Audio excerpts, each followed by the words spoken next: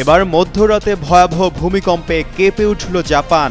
7.6 মাত্রার কম্পনে জারি করা হয় সুনামির সতর্কতা। বাড়িঘর ছেড়ে আশ্রয়কেন্দ্রে হাজার হাজার মানুষ। নজিরবিহীন বৃষ্টিপাতে বিপর্যস্ত মরুময় সৌদি। জায়গায় জায়গায় ভূমিধসে বাড়ছে আতঙ্ক। সবাইকে সতর্ক থাকার আহ্বান। দীর্ঘ 4 মাসের যুদ্ধবিরতির পর ফের থাইল্যান্ড কম্বোডিয়া সীমান্তে সংঘাত। ভারী অস্ত্র নিয়ে প্রস্তুত দুই দেশের সেনারা। বড় যুদ্ধের শঙ্কা বিশ্লেষকদের। সমালোচনার মুখে অবশেষে মাইনাস ইমরান খান ফর্মুলা নিয়ে মুখ খুলল শাহবাজ সরকার। গণতান্ত্রিক দৃষ্টিভঙ্গি প্রদর্শনের আহ্বান জানিয়ে পিটিআইয়ের কড়া বার্তা। রাতে মহাকাশ থেকে ধরা পড়ল মক্কার বিরল দৃশ্য। ঘুটঘুটে অন্ধকারে কাবা শরীফ যেন উজ্জ্বল নক্ষত্র। নেট দুনিয়ায় তোলপাড়।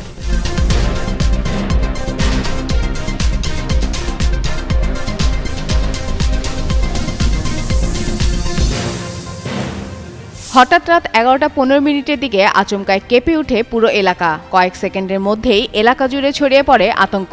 এ যেন সাধারণ কোনো কাঁপুনি ছিল না। ভয়ে রাস্তায় বেরিয়ে আসে জনসাধারণ। পরিস্থিতি একটু স্থির হওয়ার পর নিশ্চিতভাবে জানা যায় একটি শক্তিশালী ভূমিকম্প আঘাত হানে দেশটিতে। আবহাওয়া অধিদপ্তর থেকে বলা হয় এই ভূমিকম্পটির মাত্রা ছিল রিক্টার স্কেলে 7.5 আর এর উৎপত্তি স্থল ছিল উত্তর জাপানের উপকূল থেকে প্রায় 80 কিলোমিটার দূরে এবং সমুদ্রে 50 কিলোমিটার গভীরে। উৎপত্তি সমুদ্রে হওয়ায় শুরুতে সুনামি সতর্কতা জারি করা হলেও পরবর্তীতে পরিস্থিতি যাচাই করে তা প্রত্যাহার করা হয়। এই শক্তিশালী ভূমিকম্পের পর জাপানের বিভিন্ন অঞ্চলে ক্ষয়ক্ষতির খবর আসতে শুরু করে। এখন পর্যন্ত অন্তত 30 জন আহত হওয়ার বিষয়টি নিশ্চিত করা হয়েছে। পাশাপাশি বিদ্যুৎ সরবরাহেও বেশ ক্ষয়ক্ষতি হয়েছে। আওমরি অঞ্চলেই 2700টির বেশি বাড়িতে বিদ্যুৎ নেই বলে জানিয়েছে স্থানীয় প্রশাসন। নিরাপত্তাজনিত কারণে উত্তর পূর্ব উপকূলীয় এলাকায় কিছু রেল সেবা সাময়িক বন্ধ রাখা হয়েছে। এছাড়া সুনামি সতর্কতা জারি হওয়ার সঙ্গে সঙ্গেই উপকূলীয় ঝুঁকিপূর্ণ স্থানগুলো থেকে দ্রুত মানুষকে সরিয়ে নেওয়া হয়। সরকারি হিসাব অনুযায়ী 70 থেকে 80 হাজার বাসিন্দাকে আশ্রয় কেন্দ্রে নেওয়া হয়েছে। জরুরি পরিস্থিতি মোকাবেলায় দেশটির প্রধানমন্ত্রীর কার্যালয় ইতিমধ্যেই একটি বিশেষ সেল গঠন করেছে। একই সাথে প্রধানমন্ত্রী সানায়ে তাকাচি জনগণকে সতর্ক থাকার নির্দেশ দিয়েছেন। তিনি জানিয়েছেন সামনে কয়েকটি আফটারশক বা হালকা কম্পন অনুভূত হতে পারে। তাই ঘরে ভারী আসবাবপত্র সুরক্ষিত রাখা ও প্রয়োজনে দ্রুত বেরিয়ে যাওয়ার প্রস্তুতি থাকা জরুরি।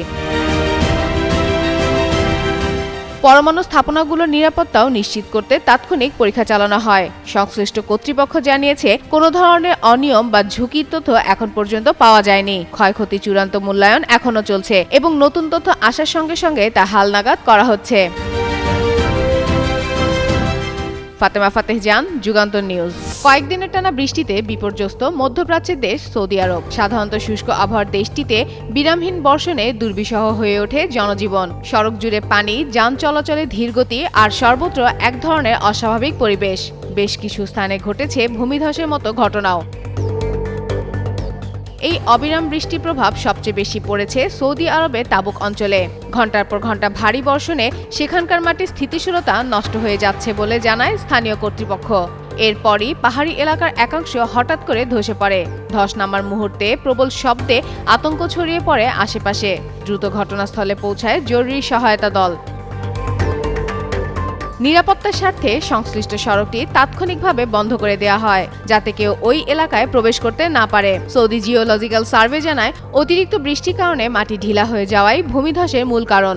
জরুরি কর্মীরা এলাকা পরিদর্শন করে আশেপাশকে নিরাপদ বলে নিশ্চিত করলেও জনসাধারণকে আপাতত দূরে থাকার নির্দেশ দেওয়া হয়েছে। কর্তৃপক্ষ বলছে বর্তমানে আর কোনো নতুন ভূমিধসের ঝুঁকি নেই, তবে অস্বাভাবিক আবহাওয়ার কারণে সবাইকে সতর্ক থাকতে হবে এবং স্থানীয় প্রশাসনের নির্দেশনা মেনে চলতে হবে। এদিকে পরিবেশবিদরা বলছেন জলবায়ুর এই অস্থিতিশীলতা ভবিষ্যতে আরও বড় ঝুঁকি তৈরি করতে পারে। এই দ্রুত পরিবর্তন মানুষের জীবন থেকে শুরু করে পরিবেশ পর্যন্ত সবকিছুকে প্রভাবিত করছে। ফাতেমা ফাতেহ জান, যুগান্তর নিউজ। দক্ষিণ পূর্ব এশিয়ার দুই প্রতিবেশী দেশ থাইল্যান্ড ও কম্বোডিয়া সীমান্তে আবারও সামরিক উত্তেজনা বাড়ছে। 4 মাসের শান্ত অবস্থার পর গত রোববার থেকে সীমান্তবর্তী অঞ্চলে দুই দেশের সেনাবাহিনী একে অপরকে লক্ষ্য করে অস্ত্র প্রস্তুত করছে। মঙ্গলবার থাইল্যান্ডের নৌবাহিনী জানিয়েছে দেশটির উপকূলবর্তী ট্রাত প্রদেশে জলসীমায় কম্বোডিয়ার সেনা উপস্থিত লক্ষ্য করে তারা পদক্ষেপ নেয়। থাই নৌসেনারা কম্বোডিয়ার সেনাদের ধাওয়া করলে তারা পিছু হটতে বাধ্য হয়েছে। একই সঙ্গে থাইল্যান্ডের স্থলবাহিনীকেও সীমান্তে সতর্ক অবস্থানে থাকার নির্দেশ দেওয়া হয়। অপরদিকে কম্বোডিয়ার সীমান্তে স্থল ও জলসীমানায় ভারী অস্ত্র মোতায়েন করা হয়েছে। জানা যায় স্নাইপার শুটার বসানো, সীমান্ত এলাকায় পরীক্ষা খনন করা এবং নিজেদের অবস্থানকে শক্তিশালী করা নিয়ে ইতিমধ্যেই নেওয়া হয়েছে নানা ব্যবস্থা। এদিকে থাইল্যান্ডের নৌবাহিনী এসব কার্যক্রমকে তাদের সার্বভৌমত্বের প্রতি সরাসরি হুমকি হিসেবে দেখছে। 2 দিনের সীমান্ত সংঘাতে কম্বোডিয়ায় নিহত হয়েছে অন্তত 6 জন, আর থাইল্যান্ডে 1 জন। কম্বোডিয়ার প্রধানমন্ত্রী হুন মানেট বৃহস্পতিবার এক বিবৃতিতে বলছেন, থাইল্যান্ড সার্বভৌমত্ব পুনরুদ্ধারের নামে কম্বোডিয়ার সাধারণ গ্রামবাসীর উপর হামলা চালাচ্ছে, যা কোনোভাবেই গ্রহণযোগ্য নয়।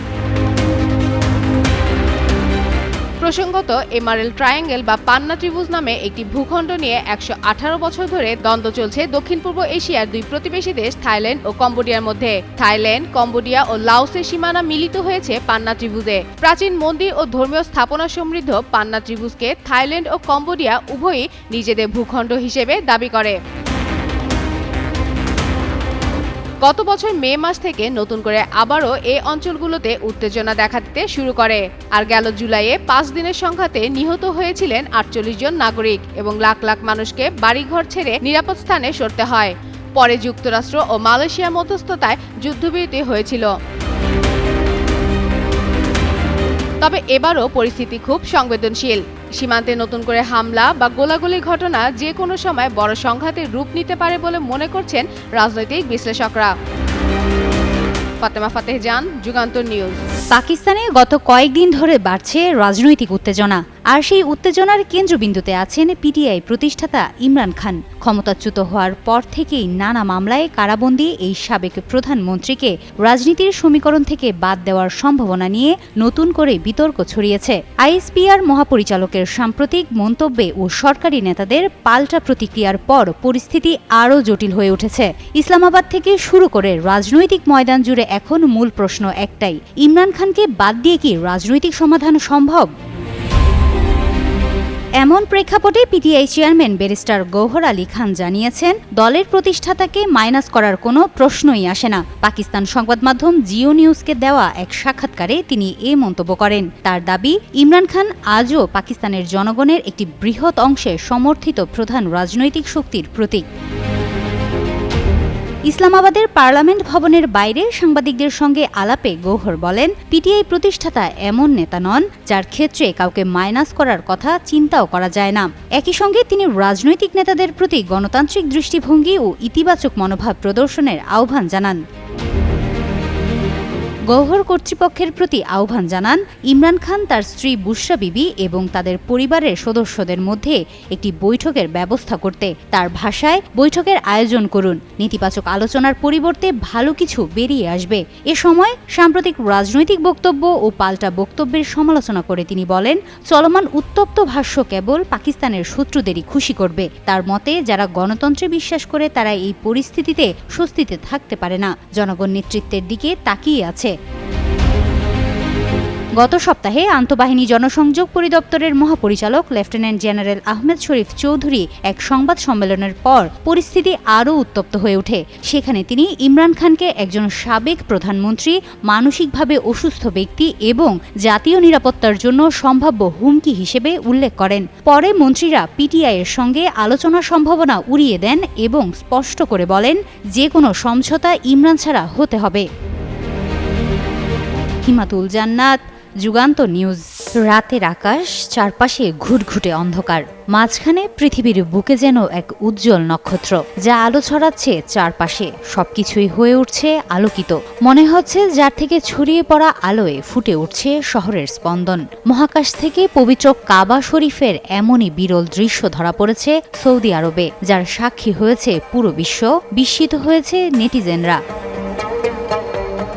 যে স্থান মুসলিমদের হৃদয়ের কেন্দ্র, যে শহরে লাখ লাখ মানুষ জীবনে অন্তত একবার যাওয়ার স্বপ্ন দেখেন, সেই পবিত্র মক্কা এবার ঝলমলে আলো নিয়ে দৃশ্যমান হয়েছে মহাকাশ থেকে। যুক্তরাষ্ট্রের মহাকাশ গবেষণা সংস্থা নাসার নভোচারী ডন পেটিটের মহাকাশ থেকে তোলা একটি চমকপ্রদ ছবি ইন্টারনেটে আলোড়ন তুলেছে। রাতের বেলা মহাকাশ থেকে তোলা ওই ছবিতে সৌদি আরবের পবিত্র মক্কানগর ঝলমল করছে। পৃথিবী থেকে প্রায় 400 কিলোমিটার উঁচুতে মহাকাশ থেকে ওই ছবি তোলা হয়েছে। ছবিতে ঝলমলে মক্কানগরের বুকে একটি উজ্জ্বল সাদা রঙের আলোর গোলক দেখা যাচ্ছে। সেটি মক্কার বুকে অবস্থিত পবিত্র কাবা বলেই উল্লেখ করেছেন ডন পেটিট। গেল 2 ডিসেম্বর পেটিট তার এক্স অ্যাকাউন্টে ছবিটি প্রকাশ করে লিখেছেন, অরবিট থেকে তোলা এই দৃশ্যে মক্কা এমন এক আধ্যাত্মিক আলোয় ঝলমল করছে যা পৃথিবীর অন্য কোনো শহরে দেখা যায় না। ছবিতে বিস্তীর্ণ মক্কা নগর, গ্র্যান্ড মসজিদ এবং তার চারদিকে ছড়িয়ে থাকা অসংখ্য এলইডি ও সোডিয়াম লাইট রাতের শহরটিকে প্রদীপ্ত করে তুলেছে। কোটি মুসলিমের তীর্থস্থান কাবার চারপাশের আলো মহাকাশ থেকে এতটাই উজ্জ্বল যে এক নজরেই চেনা যায়। ছবিটি ছড়িয়ে পড়তেই বিশ্বজুড়ে মানুষ বিস্ময় ও আবেগে ভাসছেন। অনেকে লিখেছেন, মহাকাশ থেকে দেখা কাবার আলো একেবারেই আলাদা, যেন রাতের বেলা পৃথিবীর নিজস্ব চিরন্তন আলোয় তার আত্মা জ্বলজ্বল করছে দিব্যজ্যোতি। এমন মহাজাগতিক মুহূর্ত বন্দী করার জন্য অনেকে ডন পেটিটকে ধন্যবাদ জানিয়েছেন। অস্ট্রো ফটোগ্রাফিতে বিশ্বখ্যাত এই নভোচারী আগেও তুলেছেন স্টার ট্রেল, অরোরা, বজ্রঝড়, কিন্তু মক্কার এই দৃশ্য তার শিল্পধারায় যুক্ত করেছে নতুন এক অধ্যায়। মহাকাশ থেকে দেখা এই পবিত্র নগরীর ঝলমলের রাত শুধু প্রযুক্তির নয়, মানবিক আবেগেরও এক অসাধারণ সাক্ষ্য হয়ে উঠেছে। হিমাতুল জান্নাত, যুগান্তর নিউজ।